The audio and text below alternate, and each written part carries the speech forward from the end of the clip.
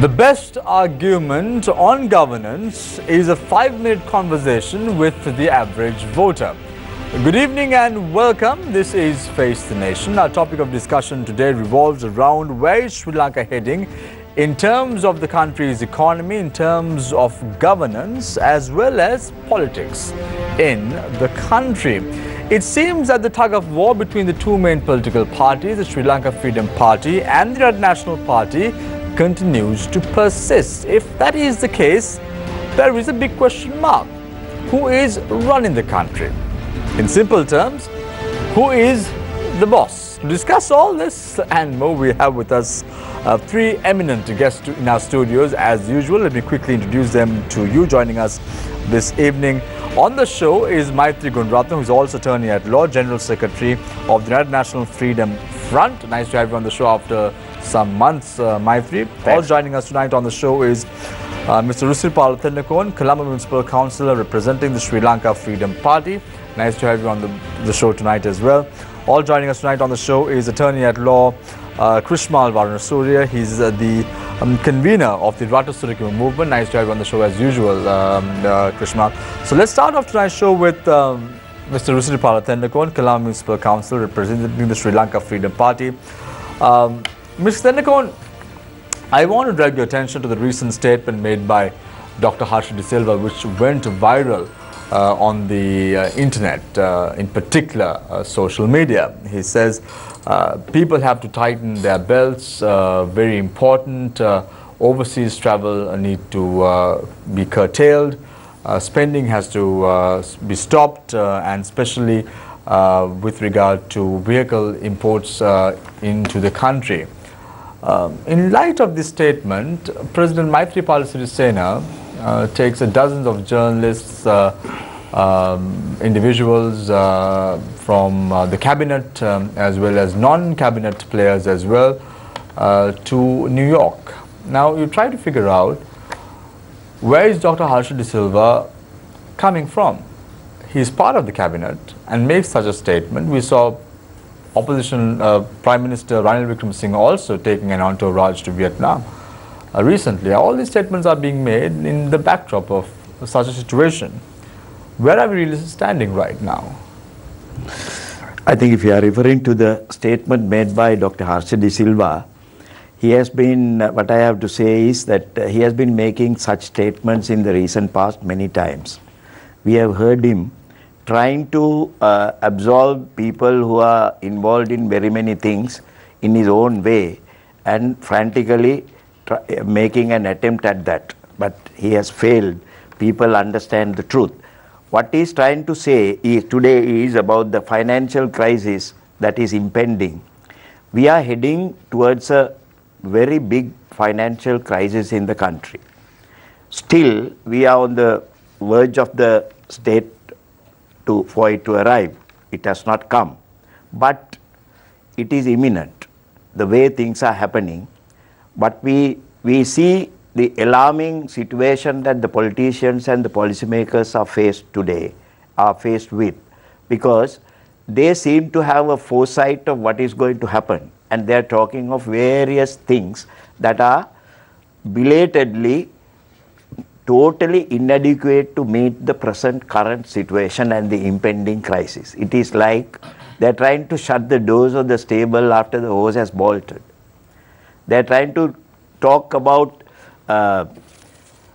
savings, austerities, all kinds of things after many years of wastage and wanton abandonment of their duties.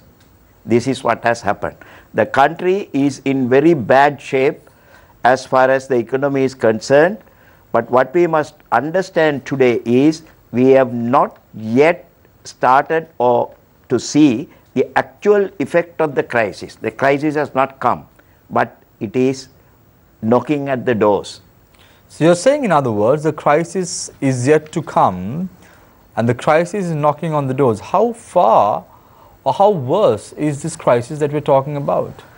Nobody so far has been able in the world, global situation also, to predict and predetermine when a crisis and how a crisis is coming and the shape of the crisis. That's not possible. It has not happened. most of the crises that we are accustomed to or we have seen historically have been they have come like surprises, you know. Now the most recent crisis was the September 9/11 attack and the financial crisis that followed. The second one, exactly 10 years later, in 2008, the Lehman Brothers crashing, which sent ripples, waves of shock waves throughout the world, financial world, and those are the global scenarios that we have seen. But nobody has been able to sort of even take precautionary measures in such situations. But now we have become wise. We have seen many crises that have come, and now we can act in a precautionary way to prevent the effect of such crisis, not to stop the crisis, but we are too late. So you mean to say that the people have to tighten their belts in the next few months, next few years, until the government gets their act together? No, we can tighten the belts if they are going to do, if it is a meaningful resolution to the issue. If it is not going to solve the problem, our tightening the belt is useless. Thank you very much, Mr. Risipal Tennakon, Colombo Municipal Council representing the Sri Lanka Freedom Party. I now move my attention to Attorney at Law Maitri Gunaratna, General Secretary, United National Freedom Front. Maitri, is it safe for me to ask you, what sort of change has your party been able to create in the Colombo Municipal Council? I'm quite aware that your son is a councillor in the Colombo Municipal Council. So what sort of change have you all been able to instill in the Colombo Municipal Council? Up to now, to be very frank, nothing. And why is that? Because the whole system has come to like a standstill, and I don't think the mayor herself, who is a personally known to me, knows whether she's coming or going. I think Mr. Risipal Tennakon will be able to add some kind of light to what I'm saying. Things in Colombo, garbage in Colombo is still in the same way it was some time ago, right? And there is no plan, no action in the municipal council. They just don't know what is happening, right? So it is a few officials who are running the municipal council. I think the mayoress is just seated there and basically not doing anything for the taxpayers and the people who have voted for her in Colombo to make Colombo a better place. At least they should have had a system where you make Colombo where the pollution is reduced. Now, if you walk on a road somewhere during the morning hours, you will see the smog, right, on sides of the road, and it going up. That only goes to show the amount of pollution which is being brought in by the vehicles which are coming in. Now, the Colombo Municipal Council can, if they want to, take action against these things. Now, the garbage is not collected properly. There is still garbage lying in various parts of Colombo. Then, I must say, within Colombo, some areas the roads are swept, but other places in the suburbs, in the municipal council limits, that is also not done in an effective manner. So basically, our municipal council member in the Colombo Municipal Council have told him that you all will have to now start taking the mayoress to task, because already 6 to 8 months have gone. And if you're not going to do it, then you're going to... But garbage is not the only problem that the Colombo Municipal Council is vested with, Maitri. There is much more work that they need to do. No, definitely. There is even the passing of the plans, still there are huge delays in that. But the main issue is the garbage. People are looking at, when they get out of their houses, what you see is all dirt all over the place. So if that is not being done, that is the main purpose of a municipal council or a Pradeshiya Sabha, to see that the garbage and the place is clean and green. It is anything but clean and green. It's anything but clean and green. Do you think that a defunct provincial council also has contributed to the collection of garbage as far as the entire nation is concerned? No. the provincial council and the municipal council are two different entities. The mayoress or the mayor has all the apparatus to carry out the work, and the money, especially in the Colombo Municipal Council, has enough money to carry out all the work they want. It is only that they don't have the passion to do it. None of these politicians have the passion to do and make a change. Rosana Naika, the mayor of Colombo right now, comes with a formidable or a good background in terms of governance. Why is it that she has failed to do her job? I don't know. I think they feel that they don't belong in the municipal council, and they should be in parliament and holding a ministry. This may be too small a job for them. But the fact is, here is a place you can really prove yourself. And the municipal council is a place where you can work, where people will feel the contribution you have made to society and to the municipal council. Other than that, I can't see why she can't perform. Because I know, as High Commissioner for Malaysia, she did a splendid job. But when it comes to the Colombo Municipal Council, as mayoress of the Municipal Council, I think she's a total failure. Thank you very much, Attorney at Law Maitri Gunrathan, General Secretary of the United National Freedom Front. I now move my attention to Krishmal Varanasuri, who is also an attorney at law, the convener of the Rata Surikima movement. Krishmal, politics right now in Sri Lanka. There seems to be a tug of war between Sri Lanka Freedom Party and the United National Party, which are the two main political parties right now. And then you have the Sri Lanka Podujana Peramuna, which is headed by Professor G.L. Peiris, but the de facto leader is former President Mahinda Rajapaksa. What's happening? Now you have the Podujana Peramuna, you also have the JVP, you have the TNA, you have the Sri Lanka Freedom Party and the UNP. Now, who is running the country at present? Yeah. Good question, Shamir. I think that is where I want to also start off, but you spot on. But may I take a moment of your time, and I'm sure all of us will also agree, and mourn the passing away of a great entertainer of our country, Mr. Ronnie Leach. May his soul rest in peace.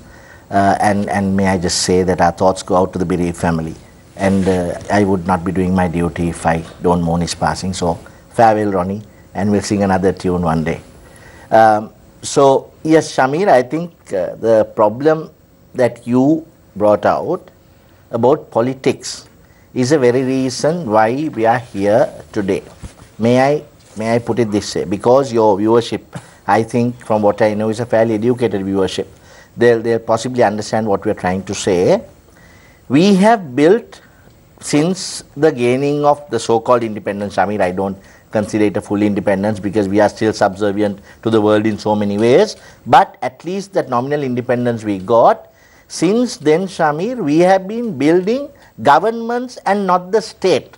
In Sinhala, if you say, api paksawala දේශපාලනය පිහිටුවා මිසක් රාජ්‍ය පිහිටවල නැහැ. Why? We have brought governments to power. So we have thought that a green or a blue or a red government can solve problems but not strengthen institutions of the state. For example, you know, state power is divided into three institutions. Judicial power, people's judicial power, the people's legislative power in parliament, the people's executive power, president and cabinet. Now we have thought that the person who comes to this office from a green or a blue or a red perspective will solve our problems, but we have not put systems in place, policy in place to strengthen institutions, those institutions, and the ones that fall under it. I'll elaborate on it more as we go along, because why we haven't done it is because we've thought that they are going to solve our problem. Such and such person or such and such party who we are attracted to is going to solve our problem. But had we put systems in place, for example, what does cabinet government do? How does the ministerial portfolios work? How are regulations made and what is the purpose and ambit of the regulators? What should they do, what should they not? Particularly in the judicial, let's talk about Mayama government, judicial former government. How is the court system managed? How will you manage laws delays? How will you take a case and make sure it's finished within 2 years? So if we had put systems in place, whatever political party that assumes governance of the republic, they have to flow in that system. They can't change it drastically. They have to go in that track. But because we have expected everyone that assumes governmental power in the state to make policy for us, each 6 years or 4 years that they come, they think they can do away with everything that's been done and put a new system in place. So we have built governments. We have not built a state. And until we start building a republic, I don't think that we can get there. Can I just finish by giving a few examples of what I see in the state today? Can we call this a state? Shamir, people are being killed with impunity on the roads. I mean, there was a lady yesterday, she was driving a car and someone mistook her for some underworld figure, and that poor lady went home and she was dead. There was an 8 or 7-year-old child on the left side of the car. There was a bottle of water that was thrown. Probably she was picking her up from school. Then the amount of killings that happened, AK-47s, P-56, I am saying this is coming to an absolute anarchical state.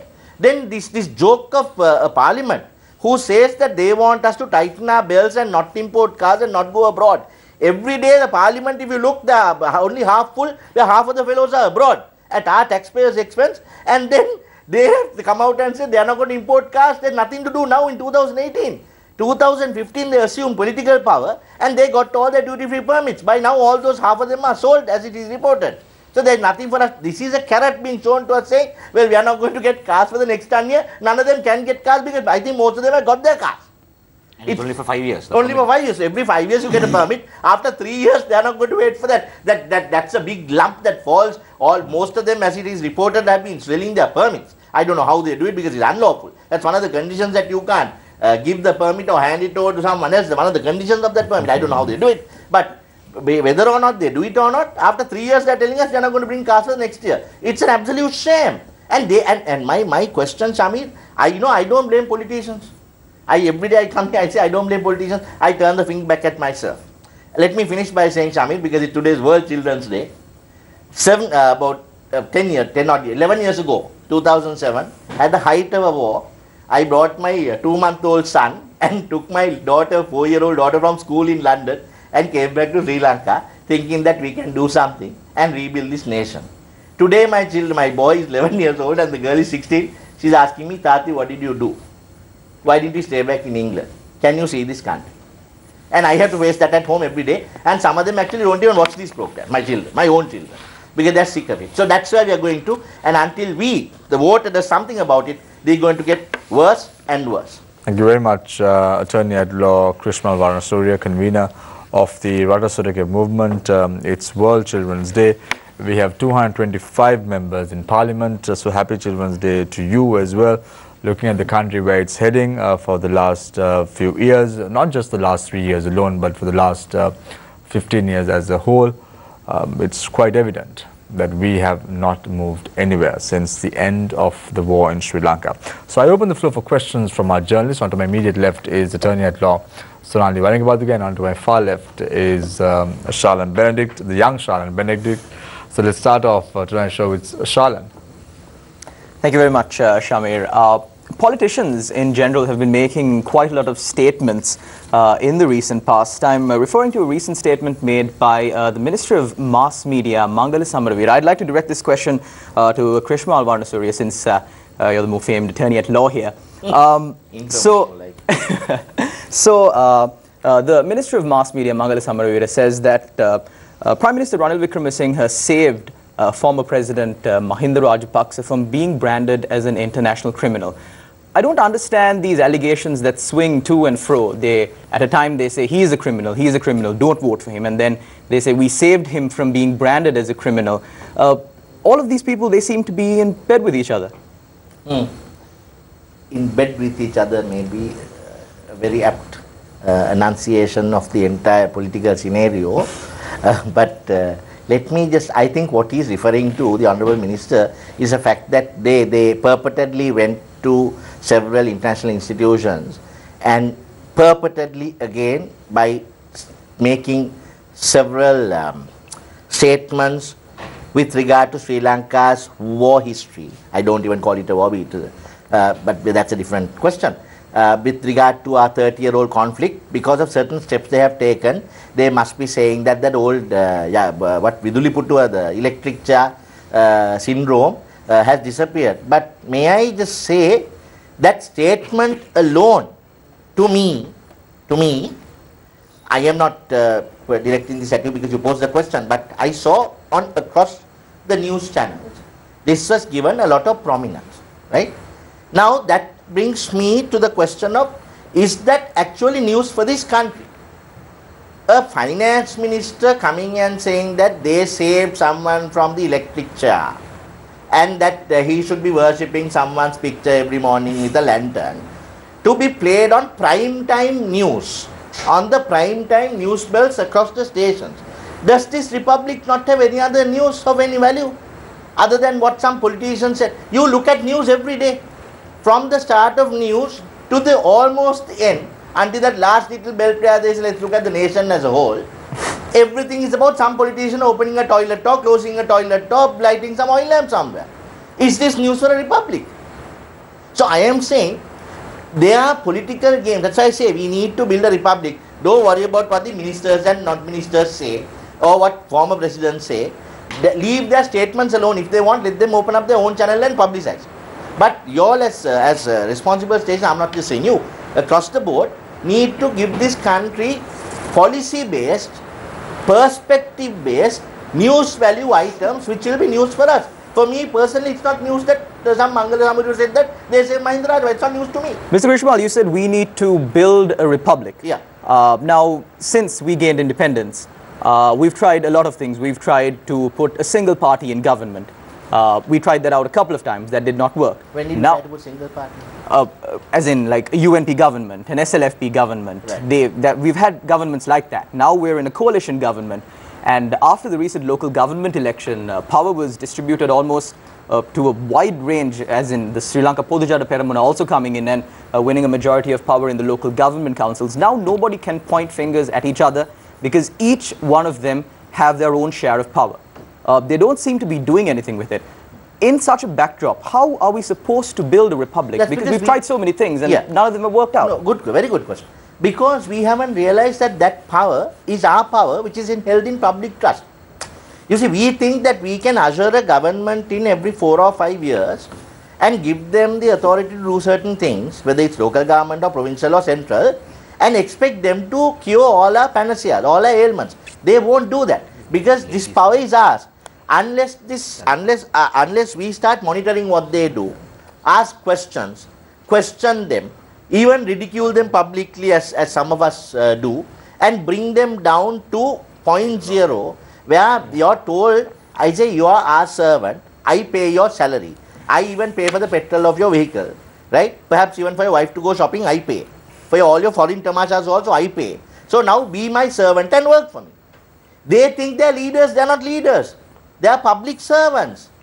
And the people of this country must build that republic where we assume that power, the sovereign power, that we allow them to govern on our behalf, in public trust. In law we say in public trust, in public trust. It's our trust. You hold this power in public trust, so you are answerable to me. We don't hold them accountable. We do not hold them accountable. And can I just finish by saying that old Dr. Benjamin Franklin statement. When the Americans built the constitution, that lady, I said this before, came, rolled up and said, so Dr. Franklin, what sort of constitution have you made for us? They were under the English, no? Have you made another monarchy? Are we under a king? Dr. Franklin said, no madam, we made ourselves a republic, if you can keep it. And the Americans, with all my criticisms against their forms of government, have kept it because their citizens keep checking them. Look at the recent challenge of that Justice Kavanaugh, will you? There is a justice nominated by the President of the Supreme Court.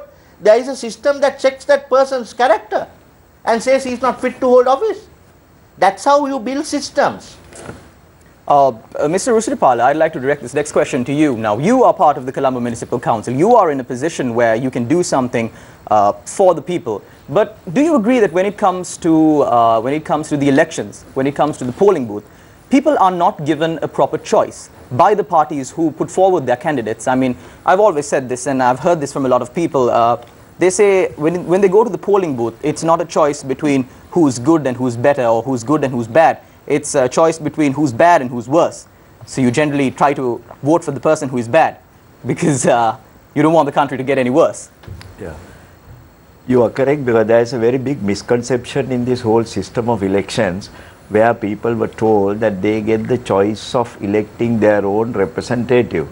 But I am asking the big question that we have is, do we have a chance of the person to be selected by ourselves, or are we voting for another person who has been included in the list by a political party? So this is a joke, this is a misconception. Actually, the system doesn't work that way.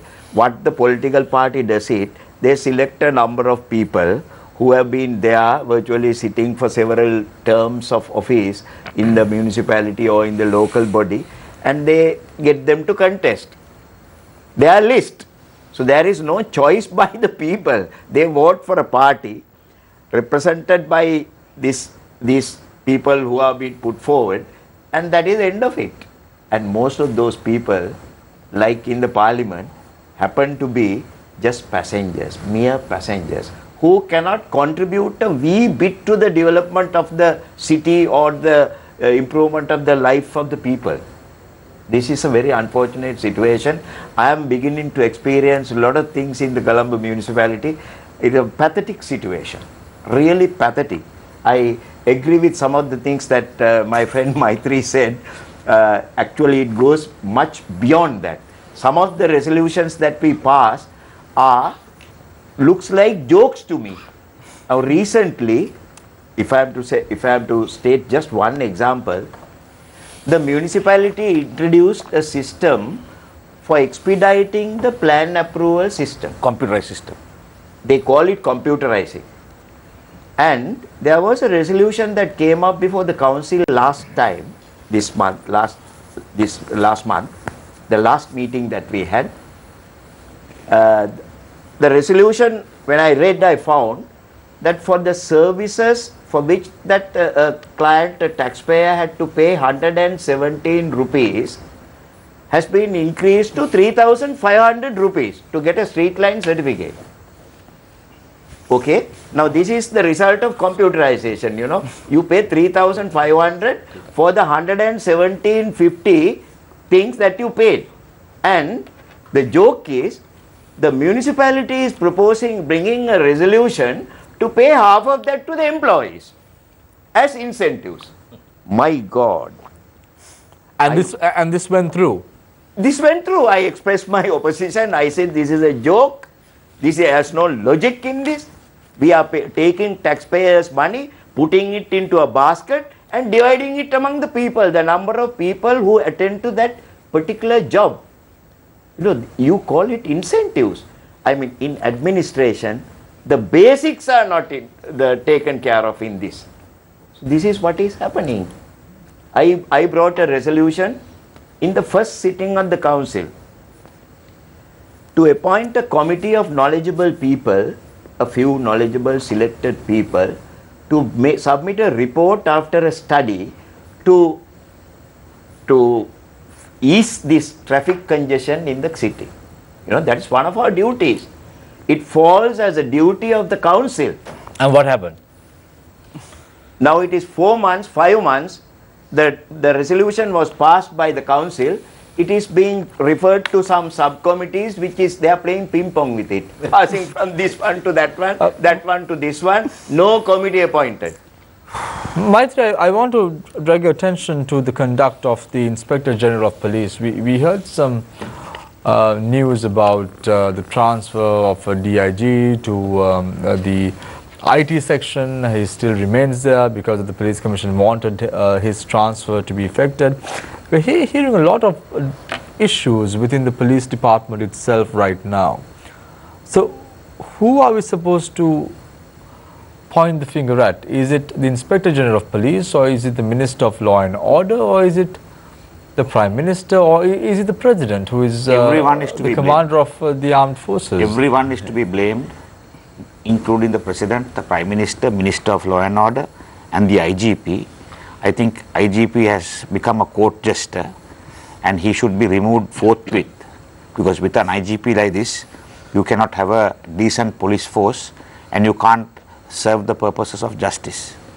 Now, with regard to this Nalaka Silva, he has been talking with the underworld with regard to removing certain political figures, including... This has not yet been established, by the way, Mike. Yeah, but it's reported, and since there is a prima facie case, the police is convinced that there is a prima facie case, he has been sent on compulsory leave. First of all, what they did was, from being DIG terrorist investigation, they put him into the computer department. From the computer department, they saw it good that he be sent home on compulsory leave. Now that is on one side. Then DIG Latif complains also, or gives a statement to the CID saying that Nalaka Silva has made a personal request from him to train some policemen in commando training, give them commando training, when if they need any commandos, they can get it from the STF, which is also a department of the police. So when you take the allegations which have come out in this whole transaction, where they were plotting and planning to assassinate His Excellency the President and other political figures who can be a threat to the incumbent Prime Minister, all this falls into place. Will we see something like what happened with IGP Mahinda Balasuriya, because we saw him retiring as the IGP and then having a posting overseas as ambassador as well. So even if the current IGP retires, will we see a bigger posting for him overseas? No, the only way maybe to get him out of this place is to promise him somewhere maybe a diplomatic position and send him, because he can do less damage than the damage he's doing here. Can I add something, because your question was focused on the police, and you were asking whom to report. You have forgotten the fact that there is a police commission here, a defunct police commission. Nobody points the finger at the responsible body, which is there to safeguard the interests of the police and look after the police. No, but we are talking about prime ministers, ministers, presidents, everybody, when the authorized body is the commission. No, Samir, now adding to what Mr. Rusiripalathennakone said, now there were certain court decisions which were given asking the IGP to promote certain police officers, right? Now he does not pay heed to any of those decisions. No, Point Blank refused it. Point Blank refused it. Then there was a crisis. Then what happened was the speaker, being the chairman of the Constitutional Council or the Police Commission, whatever the council, Constitutional Council, calls the IGP and tells him to implement it in 2 weeks' time. He has still not implemented it. So isn't this government an impotent government? Can this government... But he must be having someone behind him backing his... Of course, yes. So who is that? Yeah. You tell who? Of course, yes. There should be some very, very powerful personality behind him, so directing who him what to do. Recently, that person praised him for his duties. So who is this person? we can't point our finger and say, but we can feel that there is somebody protecting him, who wants to safeguard him, who wants to praise him, who wants to keep him on the pedestal when he wants it. I mean, this is happening, no? That person was in the front page of the Sunday Times this Sunday. Maitri, what's with the... The couple was there. What's with the back foot these days? What's with the back foot, you know? We throw a bouncer and you take a back foot. Usually you always like to... You were trying to you scout for who the person was, so I gave you a clue. I want to ask a question. People know it. You don't have to spell it out. Maitri, in terms of the commissions, let's talk a little bit about the National Police Commission. That tenure was coming to an end on the 1st of October. The Human Rights Commission, the tenure is coming to an end on the 1st of October. But we still don't hear as to what is the next course of action, because based on the Constitutional Council or the 19th Amendment, in the event the Constitutional Council can request for an extension for the present commission, but we are in a limbo right now. Correct. We don't know what's going to happen. So what is the course of action? No, the course of action is they have to appoint the new members for it to function and for it to start functioning. Now, I believe that the Chief Justice is retiring one of these days in October, right, in this, during this month. So then, with the Constitutional Council being defunct, that appointment also will not be able to be made. So in that manner, what happens is when appointments are not made, as it is, the Supreme Court has too much of work to do. It can't reach its list on a daily basis. If one judge falls ill or does not show up to work, there is a total chaos in all cases. It's all cases are postponed. So as it is, the Supreme Court, I feel, is overworked, and I feel we need more judges, more benches for them to finish the work there. So with the Chief Justice not being appointed, or with the present Chief Justice retiring, the situation is going to get worse. And who is paying for it? The people of this country are paying for it. Krishmal, I want to ask you a question about these appointments that are being made by the Constitutional Council and the government. We saw some recent postings that were made overseas as well to the positions of ambassadors.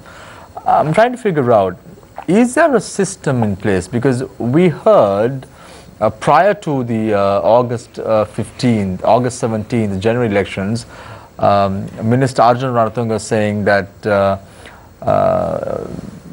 you know, we don't want to have individuals like brothers or sisters or individuals of that sort in those respective boards. However, we see Minister Arjun Ranatunga's brother himself is heading one of the very powerful Ceylon Petroleum Corporation at present. So, what is happening?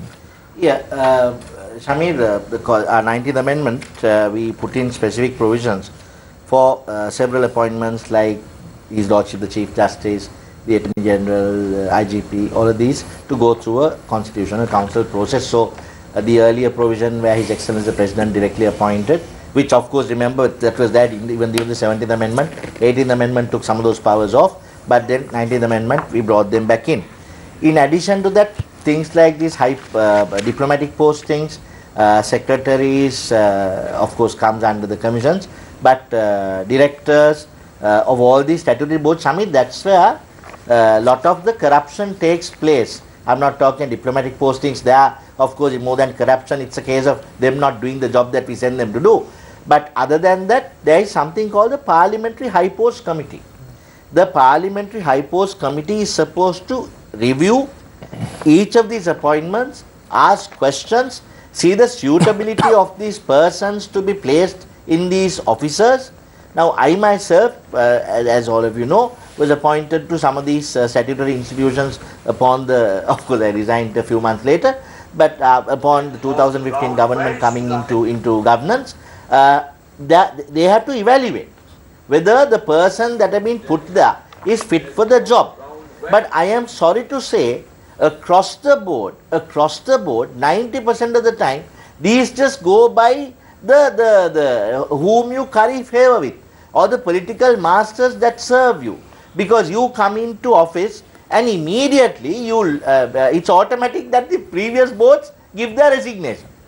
So the present government puts the directors who all in place there. Then remember, it is those directors that make decisions with regard to the tender process.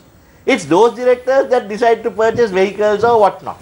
So then immediately the system is geared. That parliamentary high post check that we have is almost defunct. I cannot think of the last time I heard of the Parliamentary High Post Committee actually questioning some person whose appointment they thought was not fit for that particular job.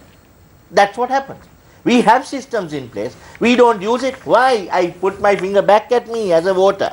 We don't present the right people to hold office, where they take use of these systems that have been put in place and make new systems to gear with the world that's going ahead. Again, very quickly, Maitri, before I move on to a short commercial break, the appointment of the IGP was made by the Constitutional Council. When we look at what's happening right now, it seems that the IGP was asked to leave. We heard a lot of media reports about it. However, the media minister then denied the reports, saying that the IGP was not asked to leave. However, why is it that the Constitutional Council that appointed the IGP is silent on this matter? Aren't they responsible? Because it's them who recommended the no, not only name that, to the president. Now even they gave a direction to the IGP to carry out these court orders, but even that has not been done. So it only goes to show that the Constitutional Council and even the Speaker, the directions of the Speaker is not being followed by the IGP.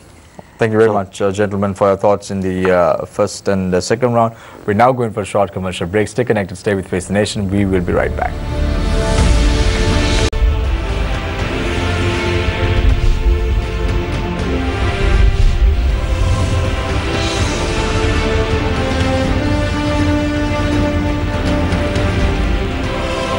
Welcome back. This is Face the Nation. I start off the third round with Mr. Risripal Tennakon, Colombo Municipal Council representing the Sri Lanka Freedom Party.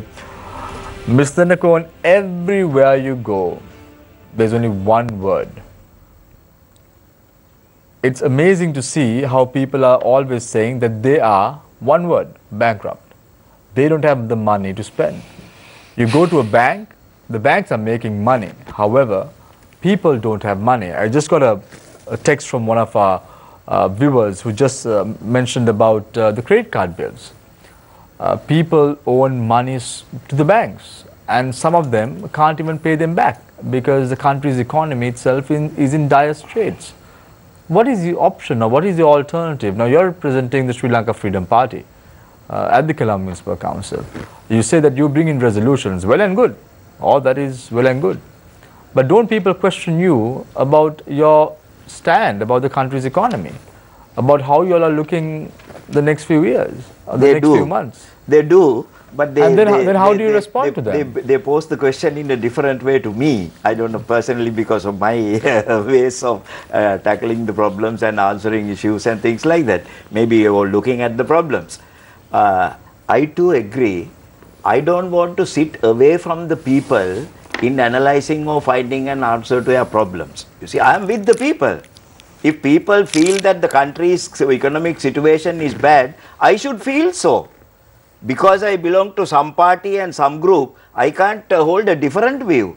I am a member of the public in the first instance. I am a public servant. Whatever I do is for the people, and as an elected person by the people or selected by somebody to serve the people, I have to be with the people. So therefore, I hold the same view. The economy is in very bad shape. People are resorting to credit cards because that is their last resort. That is their last resort. So they are doing that. And to buy their medicine, to pay to the doctors, to look after their health, to look after the children's education, when they don't have cash in hand, they resort to the credit card payment. But why don't they realize that they have to pay 24% plus taxes to these banks? That is where, Shamir, that is where the mistake is. This government has failed to realize, the people who are controlling the economy of the government, on behalf of the government, have failed to realize the intertwined relationship between the government finances and the banking system in this country. This is what is going to take us to drive us towards a crisis, a downfall, a melting down of the banking system is in the offing. Nobody is worried about that. You know, when some question is asked from a minister or a junior minister or a state minister, you know, the answer has been, no, the banks have an autonomy, no. They have a board of directors appointed by us, so they take the decisions. They seem to forget that it is they who gave the autonomy to those people. And they don't realize why they gave that autonomy. To do what? So this is the unfortunate situation. Because I recollect a few years ago when the credit card interest rates was hiked. Dr. Indrajit Kumaraswamy, who was the governor of the central bank, said this is going to be good for the economy. However, he wouldn't have thought that this would be the ultimate situation where He must have people gone to resort- Harsha De Silva's School of Economics. Yeah. Not only the credit cards. You take all banking transactions today. All banking transactions are heavily burdening the clients and the customers. You know the amount of money that they take the exchange buying and selling rates. They have a margin of about 3 to 4 rupees between the buying and selling of exchange per $1. I don't know why the government and the central bank allows such a big margin of operation to make profits, and they the executives fatten their purses. Thank you very much. By entitling themselves, by giving to themselves by them Thank you very much. huge salaries of these earnings. Thank you very much, Mr. Newsfirst.lk, Colombo Municipal Council representing the Sri Lanka Freedom Party. I now move my attention to Attorney at Law Maitri Gunaratna, General Secretary of the United National Freedom Front. I want to talk about the dollar, Maitri. You're also somewhat of a businessman, I could say. Let's talk about the dollar against the Sri Lankan rupee. I saw in one of the interviews a government minister saying, why are the exporters complaining? They are doing well. There is no reason for the exporters to complain, because when the dollar is going up, when against the Sri Lankan rupee, they are making money. But little does he know that the raw materials are coming in from overseas. 80% of the raw materials. Absolutely. So you are paying a huge amount of money for the importation of goods. So why isn't it that such basic economics are not embedded or imparted to these ministers who are running high office? Samir, I think 125 or 150 of them have not even passed their levels. That is one reason. So about 95 have not passed their O levels. 150 out of the whole lot, 150 has not passed their A levels. So you can't. Only very few qualified people. Very few qualified people. So you can't expect them to realize this kind of economics when people like Harsha De Silva and Iran Vikramaratne, who are supposed to be economic gurus, come and talk nonsense I was watching the show, talking nonsense in this Face the Nation. Luckily he was alone. If he had 3 of us, he would have been pulverized. And even today, we were told that today I was told that Harsha was coming. That's why I thought I must come. But to my surprise, that it was not Harsha, and it was all home and home match here. I want to interrupt you there for a second, Maitri. Dr. Harsha De Silva, of course, accepts our invitation and usually comes on the show. It's because of an engagement that he had. He refused to come on the show tonight. However, the other ministers that we're talking about, prior to the August 17th, 2015 elections, they used to call us and say they want to be featured on the show. But once they took office, it has been so difficult to get them on this very show, unfortunately. Anyway. For Samir, simple. May I just ask you, let's open up the challenge now. Maitri and I or Usri will come, 2 of us. Bring 2 ministers on your program. Let them answer questions before the public. Bring 2 of them, any 2 of them. And Samir, with regard to this dollar, it's very simple. We'll say you buy a liter of petrol or crude oil. When the dollar was 130 rupees, you pay only 130. Today, to buy that same liter of crude oil, you have to pay 170. So it's 40 rupees more. Now, when it is 40 rupees more, how can anyone say that this is beneficial to the country? It's just very simple arithmetic.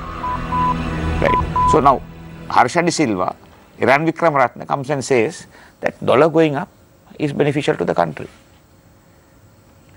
And you know, as a person who's engaged in the tea trade, how much it goes up, the price you get for the tea is the same. Absolutely. Right? The price you get for the tea is the same, and tea may be the only or one of the few commodities we export where 80% of the produce or 80% of the input is from Sri Lanka. But when you take the garment industry, when you take all the other industries, the raw material is purchased from outside, and we are only assembling it here and sending it, especially the garment industry. Only the labor input. The button and the needle are brought from abroad. Bought from abroad. So all that you have to pay more, and what is going to happen is this: we become not competitive. We can't because the dollar is going up. You give a quotation based on 165. Next day the dollar is 170. Week after that it's 175. How do you manage your profits? So no business can function. Thank you very much, Maitri Gunaratna, General Secretary of the United National Freedom Front. I now move my attention to Attorney at Law, Krishma Varnasurya, convener of the Ratasarakima movement. Krishma, when oil prices were dropping, this government failed to introduce a formula. However, now, based on their convenience, they bring out a fuel formula. And this is at a time that the oil price in the world market are increasing. It will hit at least 140 US dollars, as we saw very when the hedging deal in Sri Lanka was signed, and we lost millions of money as a result of that. And this was a court case that was not only fought here in Sri Lanka, it went to Singapore and then to London as well. So Sri Lanka, in some of the local cases. Sri Lanka had to spend millions at the end of the day. But looking at the equation right now, we have a fuel price formula in place. It seems that we will be paying. No one knows what the formula is. Yes, sir, we don't know the formula. Even under the RTI, they don't give it. So there is a formula. There may be a formula. On the 10th of, I can also say I have a dream for Sri Lanka in my head. You must put it out. So there is a formula. So on the 10th of every month, it has been declared by the Ministry of Finance and Media. They come out to the media and then explain about the fuel price hike, which has not seen a reduction yet.